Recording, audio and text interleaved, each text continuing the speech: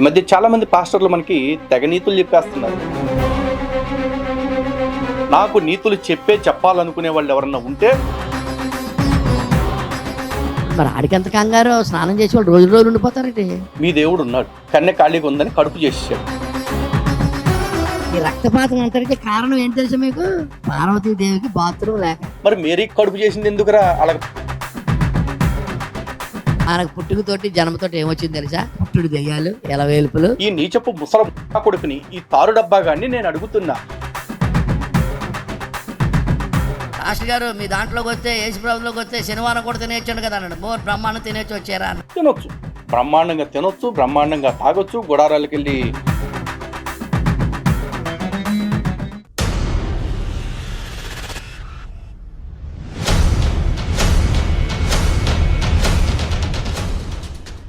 హిందూ బంధువులందరికీ జై శ్రీరామ్. ఈ మధ్య చాలా మంది పాస్టర్లు మనకి తెగ నీతులు చెప్పేస్తున్నారు. మీకు ఎవరన్నా వ్యక్తులతోటి కోపం ఉంటే వ్యక్తులను అనండి, పాస్టర్లు ఏదన్నా తేడాగా మాట్లాడితే పాస్టర్లను తిట్టండి, కానీ మా దేవుళ్ళ జోలికి రావద్దండి, మా ప్రభువుని ఏమి అనొద్దండి, వాళ్ళ అమ్మని ఇంకేమనొద్దండి, వాళ్ళ అబ్బని ఇంకా అసలు ఏమీ అనొద్దండి అంటున్నారు.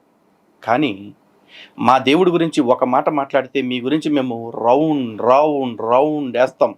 ఒక్కొక్కడికి దిమ్మ తిరిగి బొమ్మ కాదు ఆడి అమ్మ కనపడాల. చాలా మంది ఏదో అనుకుంటారు, మాకు ఊసుపోకో లేకపోతే సరదా ఎక్కువైపోయి బూతులు తిడతామని చెప్పేసి. కానీ ఒకరిని బూతులు తిట్టే ముందు మాలో మేము 100 సార్లు చస్తూ ఉంటాం. అరే మనం ఎందుకు నోరు పాడు చేసుకోవాలి ఈ వెధవల గురించి, ఎందుకని మన క్యారెక్టర్ని మనం దించుకోవాలి అని 100 ఆలోచిస్తాం. కానీ ఈ గాడిదకి గాడిద భాషలో చెప్పాలి, కుక్కకి కుక్క భాషలో చెప్పాలి. కానీ వాటన్నిటికంటే కూడా డీగ్రేడెడ్ లో గ్రేడెడ్ జాతి అయిన ఈ మత ప్రచారకులు ఎవరైతే ఉంటారో వాళ్ళకి ఆ భాషలోనే చెప్పాలి. అందుకే మాలో మేము 100 సార్లు చచ్చిన తర్వాతే ఎదుటోళ్ళని ఒక మాట అంటున్నాం. తప్పితే వీళ్ళని అంటాం మాకు సరదా కాదు. నేను గతంలోనే చెప్పా, సనాతన ధర్మంలో అన్నిటికంటే గొప్పది వాగ్భూషణం. ఇది మనకి వేదాలు, ఉపనిషత్తులు, ఇతిహాసాలు, పురాణాలు అన్నీ చెప్పినవే. లేటెస్ట్గా సుభాషితాల్లో కూడా మీరు చూడొచ్చు. పూర్వం ఆకాశవాణిలో కూడా నిత్యం ఈ సుభాషితం వస్తూ ఉండేది. కేయూరాణి నభూషయంతి పురుషం హారాణ చంద్రోజ్వలాం న స్నానం న విలేపనం న కుసుమం నాలంకృతా మూర్తజా వాణ్యేకా సమలంకరోతి పురుషం యా సంస్కృతా ధార్యతే క్షీయంతే కిల భూషణాని సతతం వాగ్భూషణం భూషణం. పై అలంకారాలు తొడుగులతో కాదు, మనిషికి మాట వల్లే ఉన్నతి వస్తుంది అనేది, మాట వల్లే అతని క్యారెక్టర్కి ఎలివేషన్ వస్తుంది అని మా గ్రంథాలు ఎప్పుడో చెప్పాయి. అటన్నిటిని కూడా పక్కన పెట్టేసాం. ఎందుకంటే మీతో మెచ్చి మేకతోలు కప్పించుకోవటం మా అజెండా కాదు. మా ధర్మం జోలికి వస్తే మాటకి మాట, కత్తికి కత్తి, చేతక చేత ఉంటుంది అని చెప్పటం మా ఉద్దేశం. అందుకే ఎవడికి ఏ భాషలో చెప్తే అర్థమవుతుందో ఆ భాషలోనే చెప్తున్నాం.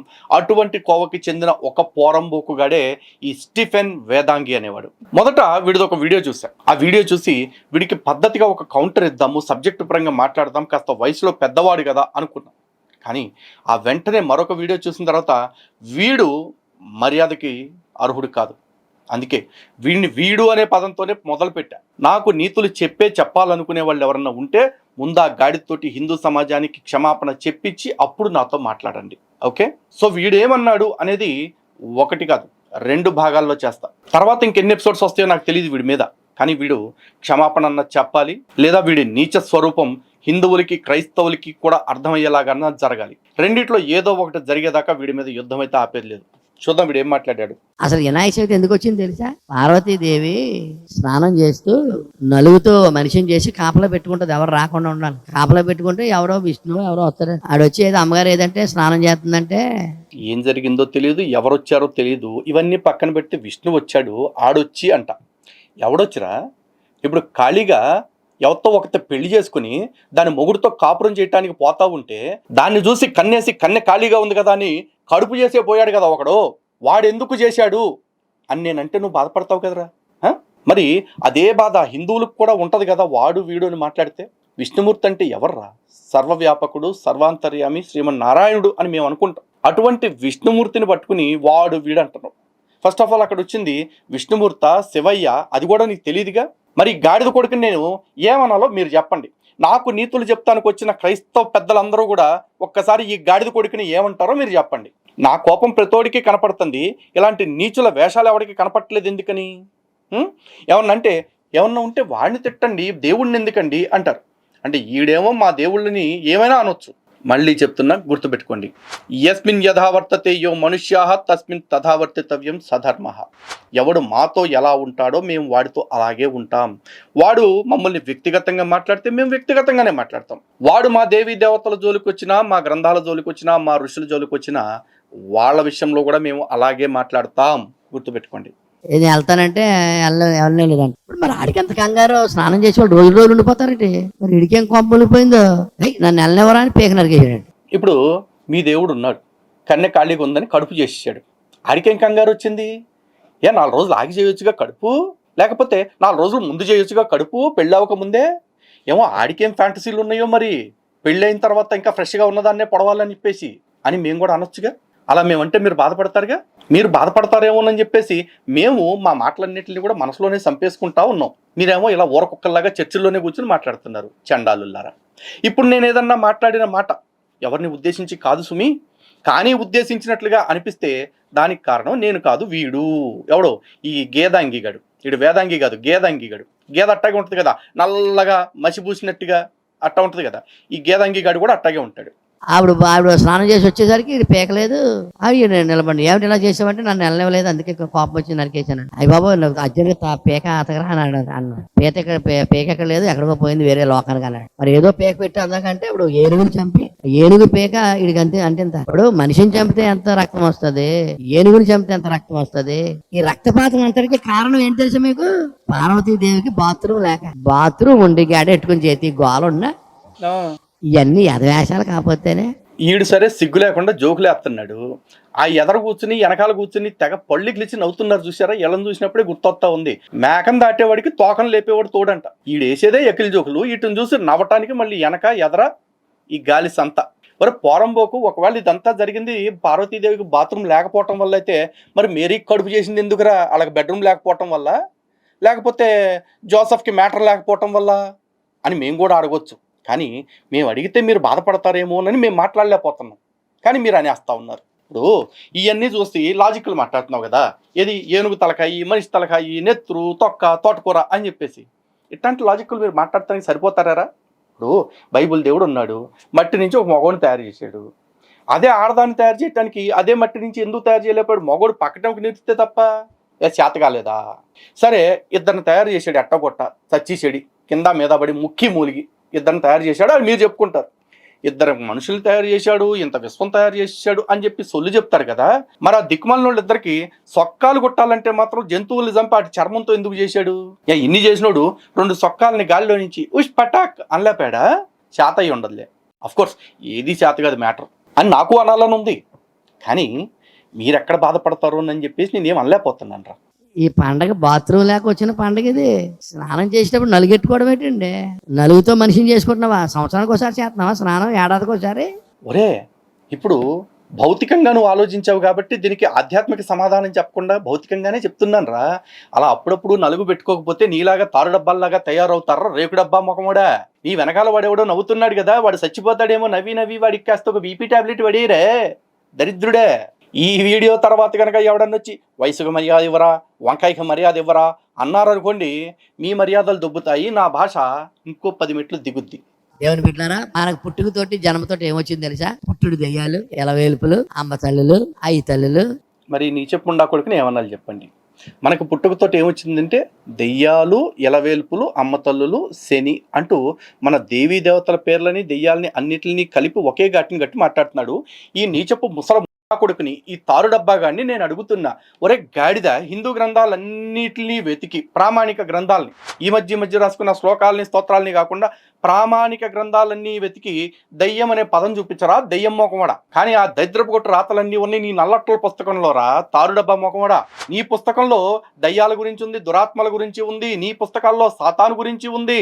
చివరాఖరికి గతి లేక పేర్లు పెట్టుకునే దిక్కు కూడా లేక మా నక్షత్రాల పేర్లని, మా సప్తర్షుల పేర్లను కూడా మీ బైబిల్లో చేర్చుకున్నారా? కావాలంటే యోబు గ్రంథం 9వ అధ్యాయం 9వ వచనం చూడండి. ఆయన ఒక్కడే ఆకాశ మండలమును విశాలపరచువాడు, సముద్ర తరంగముల మీద ఆయన నడుచుచున్నాడు. ఆయన స్వాతి, మృగశీర్షము, కృత్తిక అను వాటిల్ని దక్షిణ నక్షత్ర రాసులుగా చేసినవాడు. అనువాదం చేసుకోవటానికి పేర్లు లేక మా పేర్లు అడుక్కు దొబ్బి లాక్కున్న పోరంబొగ్గాళ్ళు మీరు. నువ్వు మా దేవీ దేవతల గురించి మాట్లాడటం. ఈడిని ఏం చెయ్యాలో హిందూ బంధువులు తెలియచేయండి. మనం లోకాన్ని ఎదిరించి యేసయ్యను నమ్ముకున్నాం. మనం అందరం కూడా యాకోబు సంతతి. నువ్వు ఏ బోకు సంతతి అయితే నాకెందుకురా? మా ధర్మం జోలికి రానంత వరకు నువ్వు ఏ గాడిద గుడ్డైనా చెప్పుకో. కానీ మా ధర్మం గురించి మాట్లాడిన తర్వాత నీకు నిలువు పాత్రే. మరి అయినా ఈ నీతులు చెప్పే బ్యాచ్ ఉన్నారు కదా, ఈ ఏతులు దొబ్బే బ్యాచ్, వీళ్ళందరిని అడుగుతున్నా, ఎరా చర్చిల్లో కూర్చుని మీ పుస్తకం లేదుందో అది చెప్పుకోక, మీ దేవుడు ఏదో పీకాడు అంటున్నారు కదా దాని గురించి చెప్పుకోక, మా గురించి, మా గ్రంథాల గురించి, మా దేవుళ్ళ గురించి ఎందుకురా 10 సార్లు చెప్తున్నారు? అంటే మీ నల్లొట్ల పుస్తకంలో 1070 పేజీలు తిరగేసిన తర్వాత నా బొచ్చేమీ లేదు అనుకుని ఇక దాన్ని పక్కన పడేసి హిందూ గ్రంథాల గురించి మాట్లాడుతున్నారా? మీ బతుకులకి మత సామరస్యం కావాలరా? మత సామరస్యం. మీరు ఎప్పటికీ కూడా హిందూ గ్రంథాల గురించి మాట్లాడకుండా మీ మత ప్రచారం చేసుకోలేరు. కాబట్టి మీ తరఫున ఒకడు మత సామరస్యం కోసం ప్రయత్నం చేస్తుంటే ఆయన్ని ముంచేశారు. మేము సపోర్ట్ చేస్తామని సైలెంట్గా సైడ్ అయిపోయి అతన్ని నాశనం చేశారు. 50-60 వేలు బొక్కడిపోయిందంట. అక్కడ సామరస్యం కావాలంట సన్నాసులకి. ఇతను తీసుకెళ్తుంటే నది మధ్యలోకి వెళ్ళిన వరకు ఆ బోటు పగిలిపోయిందండి. పగిలిపోతే మొత్తం నీరు వచ్చేస్తుందండి. ఇవాళ ఎదురుగుండా రెండు ప్రాణాలు నీటిలో కలిసిపోతున్నాయి అని ఒక గోలెత్తి ఏడుస్తుంటే అందులో ఒక అతను ప్రార్థన చేస్తున్నాడట. ఆపత్కాల మందు నమ్ముకొనదగిన సహాయకుడా, నదులలో పడినప్పుడు మంచమని చెప్పావు నాయన అని ప్రార్థన చేస్తుంటే ఆయన అన్నాడు, పాస్టర్ గారు నాకు అసలు యేసుప్రభు అన్న మాట ఇప్పుడు వినలేదంటే ఆ ప్రభు వచ్చి నదిలో ఆ బోట్ లో ఉన్న అతను తీసుకొచ్చి గట్టు మీద పెట్టాడు. ఆశ్చర్యపడాడు ఆయన. ఈ లోపు అందులో ఇంకొక అతను ఉన్నాడట, హిందువులు దేవుళ్ళు ఎక్కువ కదా, మరి ఏ దేవుడిని సెలెక్ట్ చేసుకోవాలనుకుంటాడు, పేకలోడు వచ్చేస్తుందంట. ఆ బాబు ఎవరో ఒకరిని మొదలెట్టాలని, పండగలని వినాయక చవితితో స్టార్ట్ అవుతాయి కదా అని వినాయకుడిని పిలిచాడట. వినాయకుడా రావా అడితే వినాయకుడు వచ్చేటండి. వినాయకుడు వచ్చి గట్టు మీద డాన్స్ చేస్తాడట. ఏంటి వినాయకుడు డాన్స్ చేస్తున్నావు, నన్ను కాపాడవా అంటే అన్నాడట. నేను మునిగిపోతున్నప్పుడు నువ్వు డాన్స్ చేయలేదు, డప్పులు కొట్టుకుని వచ్చి మొలగాపోతే మీదెక్కి మరి తొక్కావు కదంట అన్నాడట. ఇప్పుడు నువ్వు మునిగిపోతుంటే మరి ఈ ఎల్ కొడుక్కి వినాయకుడు పక్కనే కూర్చొని చెప్పాడా ఈ సొల్లంతా? ఎరా మీ పాస్టర్ల బతుకంతా అంతే, ఒక్కడికన్నా సరే ఒక్క మాట నిజాయితీగా మాట్లాడే అవకాశం ఉందారా? అన్ని ఇట్లాంటి కట్టుకథలు చెప్పటమే కదా. ఎరా మీ బతుకంతా ఇంతేగా, ఆత్రం ఎక్కువ గాత్రం తక్కువ. ఇసుమంత సిగ్గున్నా కానీ ఇట్లాంటి అబద్ధాలు చెప్పేవాడు కాదు వీడు. వీళ్ళ దేవుడు పీకుడుగాడు వచ్చి కాపాడతాడు అని చెప్పుకోవటానికి ఇంకొకళ్ళ విశ్వాసాన్ని గాయపరిస్తే తప్ప ఆ విషయం చెప్పుకోలేనంత దౌర్భాగ్యులు ఈ క్రైస్తవ ప్రచారకులు. హైందవ్యం ఏం చెప్తుందంటే కొన్ని రోజులు మంచివి కాదు, కొన్ని గడియలు మంచివి కాదు, ఏమండి కొన్ని మాసములు మంచివి కాదు. ఆ రోజులలో ఆ గడియలలో మీరు శుభకార్యములు పెట్టుకోకూడదు, పెట్టుకుంటే మీకు అశుభం కలుగుతుంది అని హైందవ సిద్ధాంతము. ప్రియులారా జాగ్రత్త వినాలి. కొన్ని గడియలు మంచివి కాదు, కొన్ని రోజులు మంచివి కాదు, కొన్ని మాసములు మంచివి కాదు.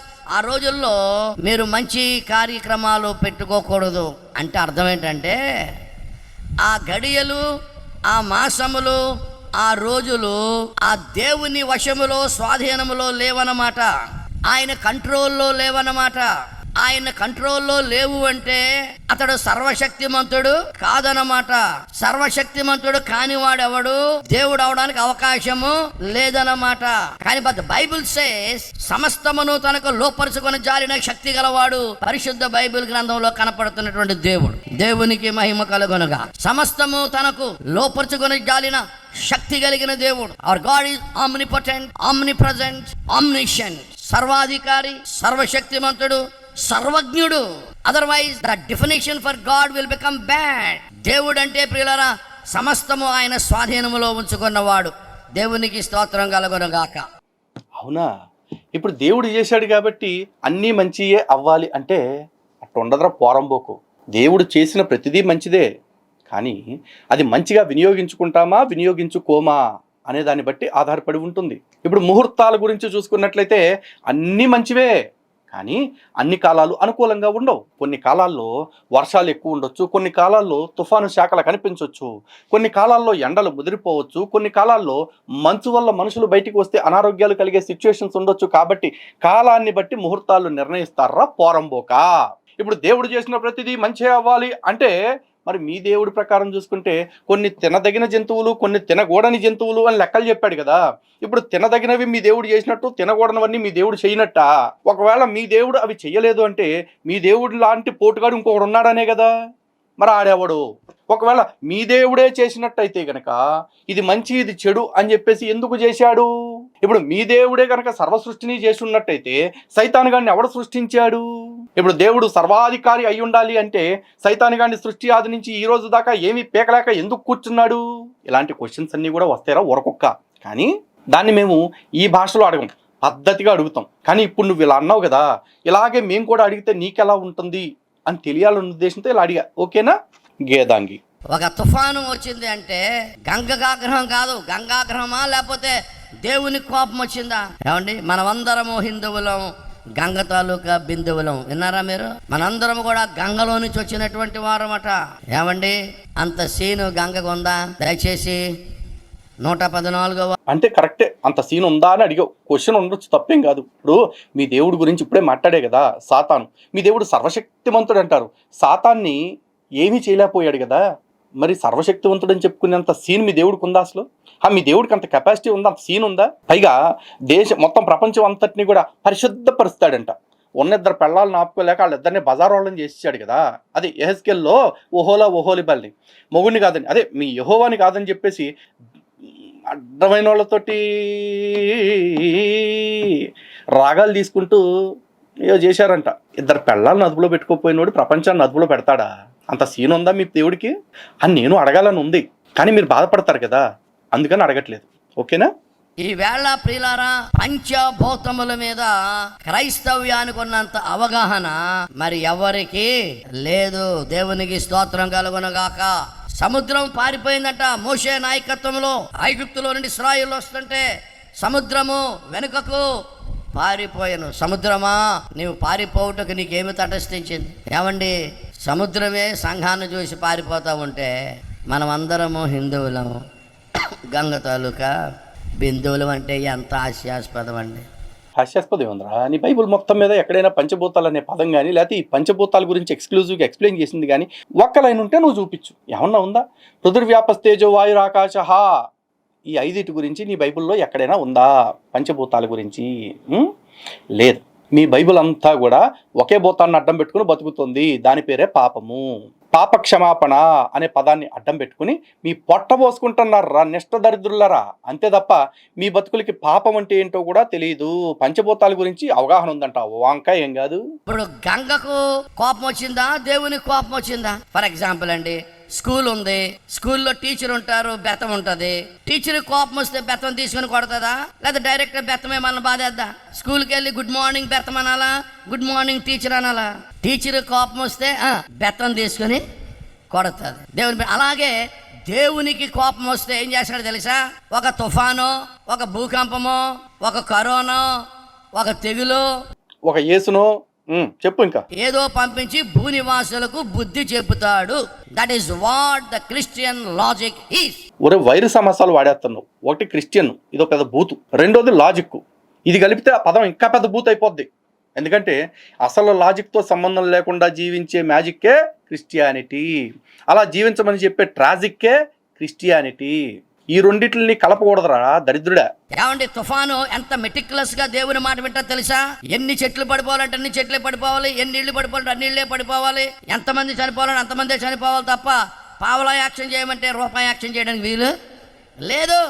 అది ఇప్పుడు కాలిఫోర్నియాలో తగలడిపోయిన చెట్లకు కావచ్చు, చచ్చిపోయిన జంతువులకు కావచ్చు, లేకపోతే మనుషుల ఆస్తులు పోయినందుకు కావచ్చు, లేకపోతే కొంతమంది ప్రాణాలు పోయినందుకు కావచ్చు, లేకపోతే ప్రపంచవ్యాప్తంగా ఎక్కడైనా సరే తుఫాన్లు వచ్చినా, చిన్న చిన్న కష్టాలు వచ్చినా, మనుషులు చచ్చిపోతున్నారంటే ఆ రోజున లెక్కలన్నీ రాసేది ఎవరయ్యా అంటే ఇలా యేసో యెహోవా అని కూర్చొని రాస్తారు. ఈరోజు వైజాగ్ దగ్గర హుద్దు తుఫాన్ రావాలి. ఆ తుఫాన్లో 1317 చెట్లు చచ్చిపోవాలి. దాదాపు ఒక 2 లక్షల గడ్డి మొక్కలు నాశనం అయిపోవాలి. ఒక 20-30 మంది మనుషులు చచ్చిపోవాలి. ఒక 200 పశువులు చచ్చిపోవాలి. కరెంటు స్తంభాలు 13 కూలిపోవాలి. ఈ లెక్కలన్నీ రాసుకునే అకౌంటెంట్ ఎవడో వీళ్ళ దేవుడు అంట. ఎవడన్నా తెల్లారు వచ్చి ప్రభుత్వాన్ని కనుక నష్టపరిహారం అడిగినా, ఎవడన్నా తెల్లారు వచ్చేసి అయ్యయ్యో తుఫాన్ వస్తుందా, దీన్ని ఆపటానికి మేము ప్రార్థన చేస్తాం, in the name of God I command the rain to stop అన్నాడు అనుకోండి, ఆడి దగ్గరికి వెళ్ళి ముండా ఎక్కడొచ్చినా కూడా నువ్వు ఆపమని చెప్పగలిగితే ప్రార్థన చేయరా పోరంబోకు.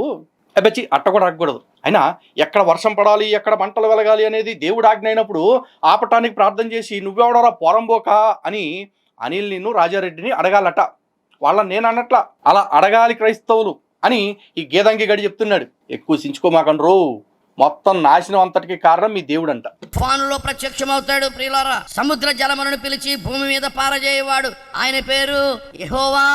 ఏమండి, సముద్ర జలాలు సముద్రంలో ఉండకుండా ఊళ్ళోకి రమ్మంటాడు. ఒకసారి అందాక ఊళ్ళోకి వెళ్ళరా అంటే, ఏమండి సముద్ర జలములు భూమి మీదకి రావడం ఏమంటారు? సునామీ. అంటే సునామీకి సృష్టికర్తను నేనే అని సంతకం పెట్టి స్టాంప్ వేసాడు. మీ తాతతో చెప్పుకోమన్నాడు. అది ప్రపంచంలో జరిగే సర్వనాశనాలన్నిటికీ కారణం యెహోవా. మీరు ఇంకెవరిని బాధ్యులు చేయమాకండి. ఈ గాడిద కొడుకు చెప్పాడు, ఎక్కడ కూర్చొని చెప్పాడు? చక్కగా సువార్త సభల్లో కూర్చొని చెప్పాడు. అటు పక్కన ఇటు పక్కన నవ్వుకోవటానికి చెంచాగాళ్ళను కూడా పెట్టుకున్నాడు యాదవ. ఇప్పుడు క్రొత్తగా వాస్తు పండితులందరూ ఒక స్టేట్మెంట్ ఇచ్చారు. మీరు విన్నారో లేదో? మేము వినలేదు, నువ్వు ఏడు. వాస్తు పండితులందరూ కలిసి ఒక యునైటెడ్గా ఒక స్టేట్మెంట్ ఇచ్చారు. ఏంటి తెలుసా? వాస్తు దోషములు క్రీస్తు ప్రార్థన వలన తొలగింపబడును. అది పర్మనెంట్ నెట్వర్క్. హల్లెలూయా. నీకు తెలుసా, ఈ మధ్య ప్రపంచంలో ఉన్న పెద్ద పెద్ద వ్యాపారస్తులందరూ కలిపి ఒక స్టేట్మెంట్ ఇచ్చారు. వ్యాపారస్తులందరికీ వ్యాపారాల్లో వచ్చే లాసుకి కారణం ఎవరో తెలుసా? యేసు అని చెప్పారా. ఆ వాస్తు పండితులు నీకు చెప్తే, ఈ వ్యాపార పండితులు వ్యాపార దిగ్గజాలు నాతో చెప్పారు, ప్రపంచంలో జరిగే ప్రతి లాసుకి కారణం యేసే. క్రీస్తు ప్రార్థన వలన తొలగింపబడు. అది యేసుని నమ్మటం వల్ల అందరికీ లాసు అని చెప్పేసి ఈ వ్యాపారస్తులు నాతో కూడా చెప్పారు. ఏం హిందూ బంధువులారా, మీరు నమ్ముతారా లేదా?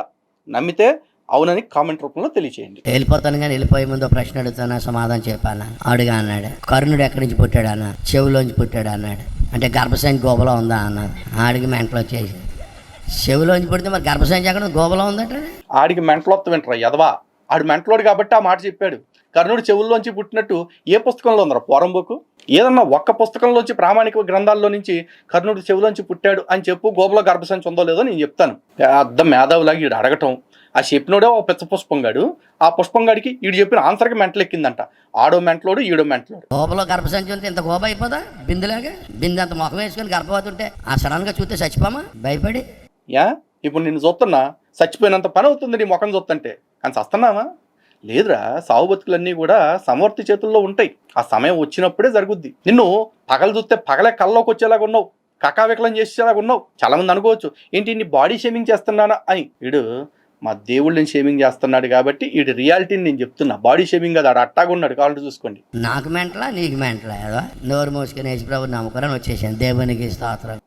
అది ఇద్దరికి మెంటలు కాబట్టి వీడు యేసుని నమ్మని చెప్పి వచ్చేసాడు. ఇక పంచభూతాల్లో ఒకటైనటువంటి నీరు గంగాగ్రహం కాదు. ఎప్పుడైతే మాట అన్నారో, నేను విశాఖపట్నంలో కళ్ళారా చూశాను. కొన్ని వందల మంది ఆడవాళ్ళు బిందెల్లో నీళ్లు పట్టుకుని దాంట్లో పసుపు కలిపి పైన పసుపు గుడ్డ కట్టి బీచ్ లో నిలబడి, గంగమ్మ మా మీదకి రాకమ్మా, నీకు దండమమ్మ అని ఆ నీళ్ళన్నీ కూడా సముద్రంలో కలిపారు. ఏం చేతంటే వాళ్ళు ఏమనుకుంటున్నారంటే గంగకు కోపం వచ్చింది అనుకుంటున్నారు. గంగకు కోపం వచ్చింది అనుకునే వాళ్ళేమో క్రైస్తవేతరులు.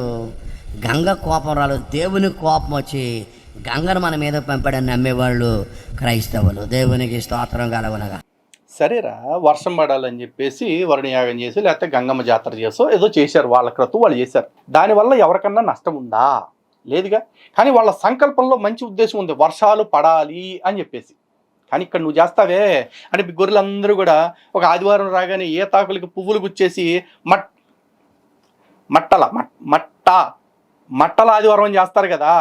ఆ మట్టల ఆదివారం రోజున మట్టలు పట్టుకుని ఓ అని ఊగుతారు కదా. దానివల్ల ఎవడికరా ప్రయోజనం? ఎవరికన్నా ఏకముక్కంత ప్రయోజనం ఉందా ఆ పండగ వల్ల? కనీసం ఆ పండగలో ఏదన్నా మంచి సంకల్పం ఉందా లోక కళ్యాణం కోసం? మరి దాని గురించి మాట్లాడరా ఊరకుక్క. మా పండగ గురించి నీకు ఎందుకురా పోరంబోకు? ఇన్ని మాట్లాడుతుంటే ఈయన ఏం చేయాలి? ఇలాగే మాట్లాడాలి, ఇలాగే కౌంటర్ ఇవ్వాలి. అదే చేస్తున్నాను. ఒక అతనికి ప్రార్థన చేశాడు, నీ రోగం తగ్గిపోద్ది, దేవుడు నిన్ను ప్రార్థన బాగు చేయబోతాడంటే ఆయన నాకు ఏం కావాలన్నాడు? సూచన కావాలన్నాడు. ఏం సూచన కావాలంటే నీడ 10 మెట్లు వెనక్కి రావాలన్నాడు. నీడ 10 మెట్లు వెనక్కి రావాలంటే ఎవరు వెనక్కి రావాలి? సూర్యుడు వెనక్కి రావాలి. చిన్న విషయమా?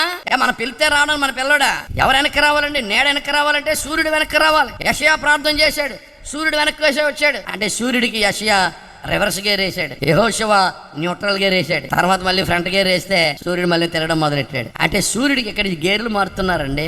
ఏం అభిషేకం అండి! దేవునికి స్తోత్రం కలుగునుగాక. ఇక్కడ సూర్యునికి గేర్లు మారుస్తూ ఉంటే మనోళ్ళు సూర్యుడే భగవానుడు అనుకుని ఆరాధన చేస్తా ఉన్నారు. ప్రియులారా, ఈవేళ పంచభూతముల అధికారము నుండి దేవుడు మనల్ని విమోచించాడు. దేవునికి స్తోత్రం చెప్పండి గట్టిగా. మీ దేవుడికి ఈ రోజున అలా మీకు ఎట్లాంటి దిక్మాల ఆలోచనలు వస్తా ఉన్నట్టు ఉన్నాయి గాడిద. నువ్వు నీ నల్లొట్టల పుస్తకంలో చెప్పిన ప్రతిదీ ఏదో చరిత్రలాగా ఏదో సైంటిఫికల్ ఫ్యాక్ట్ ఆర్కియలాజికల్ ఫ్యాక్ట్స్ ఉన్నట్టుగా మాట్లాడుతూ ఉన్నావు. అట్లాంటి పురాణ కథలు చూసుకోవాలి అనుకుంటే మాకు చాలా ఉన్నాయిరా.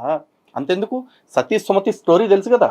భర్త ప్రాణం పోయింది, మళ్ళా సూర్యోదయం అయితే భర్త బ్రతకడేమో అని చెప్పేసి సూర్యోదయాన్ని జరగకుండా ఆపేసిన మహాపతివ్రత. దీనికి మీ దేవుడు వచ్చాడు అంటున్నావు కదా. మా దేశంలో భగవంతుడు పతివ్రతల ఆజ్ఞలకి లోబడ్డాడు. అది మా భగవంతుడు మనుషులకి ఇచ్చే విలువ. పంచభూతాలని కట్టడి చేయటం అంటున్నావు కదా. రాముడు ఒక్కసారి కోపం వచ్చి ఒక్క బాణం తీసి ఎక్కువ పెడితే సముద్రుడు దారికొచ్చి రాముడికి దారినిచ్చాడు. అంతేనా? మా కృష్ణుడు పుట్టిన తర్వాత కృష్ణయ్యని మధుర నుండి గోకులానికి చేర్చాలి అని వసుదేవుడు నెత్తి మీద పెట్టుకుని తీసుకెళ్తుంటే ఆదిశేషుడు వచ్చి వర్షం పడకుండా ఆపితే యమునా నది రెండుగా చీలి దారిచ్చింది. మరి మా పుస్తకాల్లో రాతలనే కదా మీరు కాపీ కొట్టుకుని బతుకుతున్నారు. ఇక మూడవ తత్వం అగ్ని. సీతమ్మ తల్లి అగ్ని ప్రవేశం చేస్తే ఆవిడ పాతివ్రత్య ధర్మానికి తల వంచిన అగ్నిదేవుడు మంటల్లో నుంచి సర్వాలంకృతగా, అంటే అమ్మవారి ఒంటి మీద ఉన్న పువ్వులు కూడా వాడిపోకుండా అమ్మని తీసుకొచ్చి ఒక తండ్రి తన బిడ్డని భర్తకి ఎలా అప్పచెప్తారో మా రామచంద్ర ప్రభువుకి అలా అప్పచెప్పాడు. అంటే నీరు, సూర్యుడు, అగ్ని, ఇక ఆ తర్వాత సీతమ్మ తల్లి భూమాతతో ఎలా కలిసిపోయిందో అందరికీ తెలుసు. ఇలా పంచభూతాల మీద అధికారం కలిగిన ఏకైక ధర్మము, పంచభూతాలని సరిగ్గా అర్థం చేసుకున్న ఏకైక ధర్మము, పంచభూతాలలోనూ దైవత్వాన్ని చూసి ఆ పంచభూతాలని కూడా ప్రకృతి శక్తులుగా గుర్తించి వాటిని కాపాడుకునేందుకు కట్టుబడి ఉన్న ఏకైక ధర్మం సనాతన ధర్మం. మీ క్రైస్తవ్యానికి పంచభూతాల గురించి కాదు, కనీసం ప్యాంటు భూతాల గురించి కూడా తెలియదురా. ఎందుకంటే ఎదురుగా ప్యాంట్ వేసి కూర్చున్న నువ్వు అన్నిటికంటే పెద్ద భూతంగాడివి. నాకు ఒక అతను ఫోన్ చేశాడు, అయ్యగారు మా ఇంట్లో రోజుకో పూజ చేస్తున్నారు, నీస్ అన్నది ఉండట్లేదు, నాలుగు చచ్చిపోయింది, మీ దాంట్లోకి వస్తే శనివారం కూడా తినేచ్చాడు కదా అని ఫోన్ చేశాడు. మరి వాడు ఎంత కరువు వచ్చిపోయాడు దేవుని పెట్టలారా. 4 చచ్చిపోయిందండి, అసలు నీసు ఉండట్లేదండి, ఎప్పుడు చూసినా ఏదో ఓ పండుగ అంటున్నారు. పాస్టర్ గారు మీ దాంట్లోకి వస్తే యేసుప్రభులోకి వస్తే శనివారం కూడా తినేచ్చాడు కదా అన్నాడు. బ్రహ్మాండం తినేచ్చి వచ్చారా? తినొచ్చు, బ్రహ్మాండంగా తినొచ్చు, బ్రహ్మాండంగా తాగొచ్చు, గుడారాలకు వెళ్ళి డింకు చిక్కం ఏమైనా చేసుకోవచ్చు. అక్కడ అడిగేవాళ్ళు లేడు, ఆపేవాళ్ళు లేడు. ఎందుకంటే అక్కడ దేవుడే లేడు కదా, దైవత్వమే లేదు కదా. సో అక్కడ నిష్టతో పనే లేదు. ముష్టోళ్ళలాగా ఏది పడితే తినేయచ్చురా. ఆ తిండి కోసమును ఆ నిష్ట లేకుండా ఏది పడితే చేసుకోవచ్చు అన్న ఉద్దేశంతో మతం మారిపోతున్న వాళ్ళు చాలా మంది ఉన్నారు. అక్కడ ఎప్పుడు పడితే అప్పుడు తింటాం కాదు, ఏది పడితే అది కూడా తినొచ్చు పోండి. అలా తిండి కోసం మతం మారిపోయేవాళ్ళు ఇక్కడ దండగా. ఇక్కడ కేవలం సాధనతోటి భగవంతుడితో ఐక్యం అవ్వాలనుకునే వాళ్ళకి మాత్రమే సనాతన ధర్మం. భౌతిక అవసరాల కోసము, లౌకిక అవసరాల కోసము బతుకుతున్నాం అనుకునేవాడు సనాతన ధర్మంలో తప్ప ఎక్కడైనా బతికేయచ్చు. ఎందుకంటే సనాతన ధర్మంలో తప్ప మరెక్కడా కూడా మోక్షానికి మార్గం లేదు. సనాతన ధర్మంలో మాత్రమే మోక్ష సాధనకి అవకాశం ఉంది. ఇటువంటి మూఢనమ్మకాల కింద మనుషులు మగ్గిపోతున్నారు. దేవుని బిడ్డలారా, యేసు క్రీస్తులో మనకు ఈ స్వాతంత్ర్యం ఉంది. దేవునికి స్తోత్రం కలుగునుగాక. ఈ బాండేజ్ నుంచి క్రైస్తవ్యంలో విడుదల ఉంది. సో ఇలాంటి మూఢనమ్మకాలు అంటే వీడి దృష్టిలో ఏంటి, అది తినొచ్చు, ఇది తినొచ్చు, అది తినకూడదు, ఇది తినకూడదు అనే కండిషన్స్ అక్కడ ఏమీ లేవట. యేసుక్రీస్తులోకి వెళ్తే ఏది పడితే చేసుకోవచ్చట. ఎట్టాంటి వాళ్ళని చూసి కాదు దిక్కుమాల సామెతలు పుట్టుకొస్తా ఉంటాయి. చిన్నప్పుడు మాకు ఊర్లో చెప్పుకునే వాళ్ళే, పెళ్ళి అవ్వట్లేదని పాస్టర్ దగ్గరికి వెళ్తే కడుపయ్యాక మాట్లాడదాం, ముందు గుడారంలోకి రా అని లాక్కెళ్ళాడంట. ఇలాంటివి చిన్నప్పుడు చాలా సామెతలు ఉండేవి. ఎందుకంటే వేదవది ఇలాంటి నీచులు నికృష్టులు ఇలా మాట్లాడుతూ ఉంటే మరి సమాజంలో వీళ్ళ గురించి అలా మాట్లాడికి ఏం చేస్తారు? ఏమరా గేదాంగి, నిజమైనటువంటి స్వాతంత్రము యేసు మనకు అనుగ్రహించాడు. Jesus Christ raised the dignity of human kind. లోకం ఏం చెప్పింది తెలుసా? ప్రతి చోటను ఒంగొంగి దండాలు ఎట్టుకుని బతుకమని చెప్తే క్రైస్తవం ఏం చెప్పింది తెలుసా? అందరూ నీకే దండాలు ఎడతారన్నాడు. దేవునికి స్తోత్రం కలుగునుగాక. హల్లెలూయా చెప్పండి. నువ్వు సమస్తమును ఏలాలి అంటే God raised the human dignity. మానవుని యొక్క ఆ డిగ్నిటీని లిఫ్ట్ అప్ చేశాడు ఆయన. That is Christianity. ఒరే సింపుల్గా ఒక క్వశ్చన్ అడుగుతాను రా. మనిషిని దేవుడు తయారు చేశాడు అని మీరు నమ్ముతున్నారు. మేము సకల సృష్టిని దేవుడే తయారు చేశాడని నమ్ముతున్నాం. అందుకే సకల సృష్టి యందు దేవుడిని చూస్తాం, సకల సృష్టిని కూడా భగవత్ స్వరూపంగానే గౌరవిస్తాం. అదే విశ్వరూప సందర్శన యోగం. అంటే ఈ విశ్వమంతా భగవంతుడి రూపమే అని మేము నమ్ముతాం. కాబట్టి ఇక్కడ ఒకడు ఎక్కువ కాదు, ఒకడు తక్కువ కాదు. భగవంతుడు కూడా అదే చెప్పాడు. సమోహం సర్వభూతేషు నమే ద్వేషోస్తి న ప్రియః అన్నారు. అంటే అన్ని జీవరాశుల పట్ల సమదృష్టి కలిగి ఉన్నాను, సమంగా ఉన్నాను అన్ని జీవరాశుల యందు. నాకు ఒకళ్ళ పట్ల అధిక ద్వేషము లేదు, అధికమైన ప్రేమ లేదు అని చెప్పారు. కాబట్టి ఇక్కడ డిస్టర్బెన్స్ లేదు. ఇక్కడ నీ ప్రకారం చూసుకున్నట్టయితే మనుషుల్ని దేవుడు ఎక్కువ ప్రేమతో తయారు చేశాడు కదా. మరి మనుషుల వల్ల ఈ సృష్టికి వచ్చిన ఒక్క ప్రయోజనం చెప్పరా, మిగతా జీవరాశిలో లేని ప్రయోజనం ఒక్కటి మనిషి వల్ల చెప్పు. వాడి కోసం వాడు బతకటం, వాడి జాతి కోసం వాడు బతకటం తప్ప వాడి భవిష్యత్ తరాల కోసం ఆస్తులు కూడబెట్టుకుంటూ ఆ స్వార్థంతో చుట్టూ ఉండే సమాజాన్ని, ప్రకృతిని అంతటిని నాశనం చేయటం తప్ప మనిషి సాధించే ప్రయోజనం ఏంటో నువ్వు చెప్పు. మొండమోపుల్లారా, ఒక్కడికి మంచిగా చేపటం తెలియదు, ఒక్కడికి తత్వాన్ని అర్థం చేసుకోవటం తెలియదు. ప్రతి పోరం బొగ్గాడు వచ్చేసి హిందూ గ్రంథాలని, హిందూ దేవి దేవతలను అవమానిస్తూ మాట్లాడతారు. వీడికి ఇప్పుడే బ్యాటింగ్ అయిపోయింది అనుకో మాకండి, వీడికి ఇంకో బ్యాటింగ్ ఉంది. ఇక్కడ ఫస్ట్ హిందూ దేవి దేవతల గురించి మాట్లాడింది మాత్రమే చెప్పా. వీడు వేదాలని, ఉపనిషత్తుల్ని, పురాణాలని కించపరుస్తూ చేశాడు. అది నెక్స్ట్ ఎపిసోడ్లో మళ్ళీ చెప్తా. అంటే ఈ కొడుకులు హిందుత్వం గురించి మాట్లాడకపోతే వీళ్ళకి పొట్ట గడవదు, పూట గడవదు. వీళ్ళు మమ్మల్ని అంటారు మేమేదో బైబిల్ మీద బతుకుతున్నామని చెప్పేసి. కొడకల్లారా, మీరు మా గురించి మాట్లాడకపోతే, మా ధర్మం గురించి మాట్లాడకపోతే మిమ్మల్ని, మీ పుస్తకాలని, మీ రాతల్ని, మీ మాటల్ని మేం కాదు కదా, మనిషి అన్నోడు ఎవడో పట్టించుకోడు. మీరు కెలికి మేము మాట్లాడేలాగా, స్పందించేలాగా చేస్తున్నారు. మా స్పందన ఇలాగే ఉంటుంది. దీనికి ఇంకా 10 times, 100 times, 1000 times కూడా పెరగవచ్చు based on your actions. So Hindu బంధువులారా, stay tune to Hindu Janashakti. జై శ్రీరామ్, భారత్ మాతకి జై.